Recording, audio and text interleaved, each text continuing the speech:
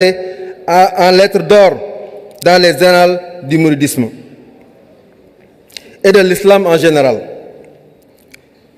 Vous avez relevé avec brio le défi de l'organisation. Par ce fait, vous avez élevé la barre très haut.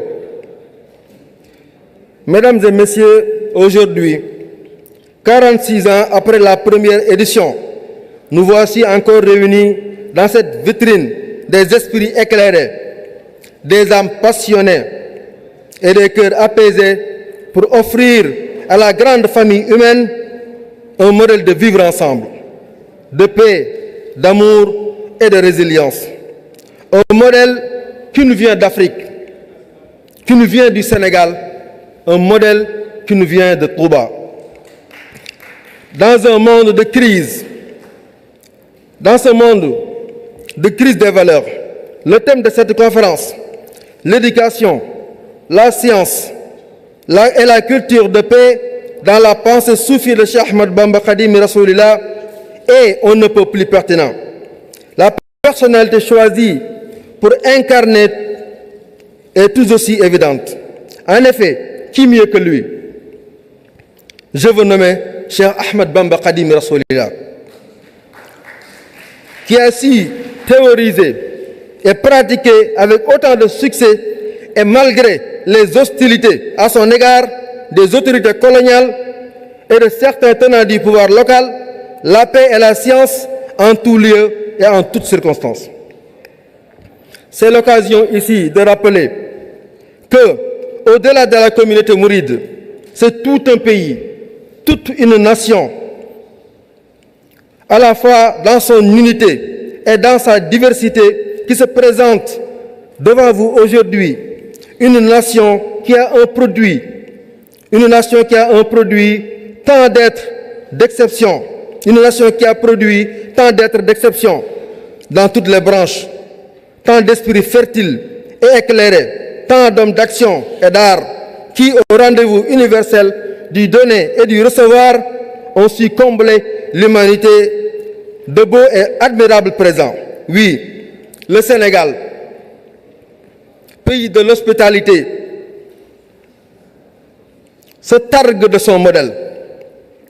Un modèle de tolérance, de vivre ensemble entre différentes ethnies, différentes communautés religieuses, de convivialité et d'hospitalité. Le Sénégal est un pays de culture et de religion où musulmans et chrétiens vivent en parfaite harmonie.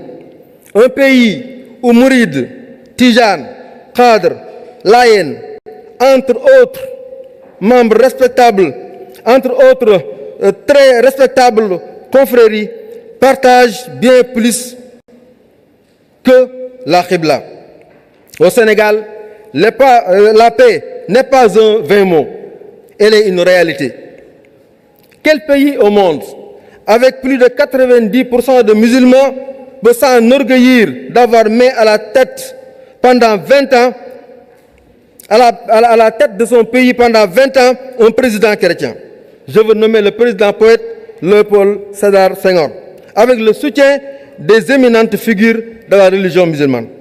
Chers invités, notre pays a connu pour sa remarquable stabilité, notre pays, le Sénégal, connu pour sa remarquable stabilité politique, malgré les soubresauts, est très riche en sites religieux et en événements culturels avec un fort potentiel de tourisme religieux. Ce pays de la Teranga va vous accueillir les bras ouverts pour visiter ces sites de référence. Dans le cadre de la politique de la promotion du tourisme religieux. C'est pour moi l'occasion ici, devant cette honorable assistance, de magnifier deux initiatives majeures annoncées durant cette conférence. L'inscription du Sénégal, l'inscription du Grand Magal de Touba au patrimoine immatériel de l'UNESCO et l'adhésion de la ville de Touba dans le réseau mondial des villes apprenantes. Une idée que tous les Sénégalais doivent porter parce que c'était déjà annoncé dans les écrits du Cheikh quand il disait « Waj'alhu da'ban maskana ta'allumi wa mawdi'al fikrati wa tafahumi ».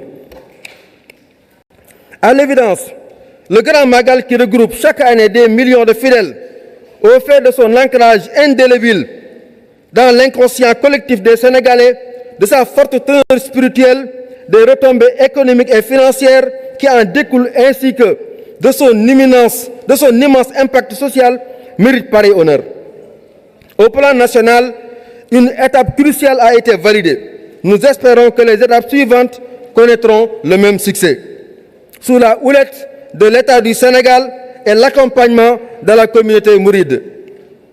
De même, Touba, étant par essence et par excellence une ville apprenante, mérite sa place dans le cercle restreint du réseau des villes apprenantes de l'UNESCO. La construction d'un complexe Cheikh Ahmadul Khadim par l'actuel Khalif Cheikh Mohammed al-Muntaqa, Hafizahullah, en est une parfaite illustration. Avec une prise en charge de l'initiation jusqu'à la spécialisation. Là aussi, le processus est en cours et au regard de la place centrale de l'éducation dans la philosophie mouride, l'espoir est plus que permis. Mesdames et messieurs, permettez-moi de profiter de cette tribune si précieuse pour lancer un message de paix. La paix est notre bien le plus précieux. C'est le soft power du Sénégal. Et cette paix est le produit que le Sénégal présente au monde entier. Et c'est ensemble, dans l'unité et la solidarité, que nous pourrons bâtir un avenir radieux pour nos générations futures, tant sur le plan national qu'international. Pour ce faire, l'éducation et le dialogue sincère sont les seules options dans la quête du monde de paix. Pour qu'une alchimie des esprits et des cœurs puisse se réaliser. La diplomatie religieuse et culturelle magnifiquement incarnée durant cette conférence a de beaux jours devant elle. Car là où l'épée et le fusil ont montré leurs limites, elle est à même d'y faire des merveilles. Elle établira des ponts, des passerelles, là où la haine et l'ignorance n'ont creusé que digues et fossés. Merci une fois de plus aux organisateurs de cette magnifique rencontre. Je vous remercie pour votre aimable attention.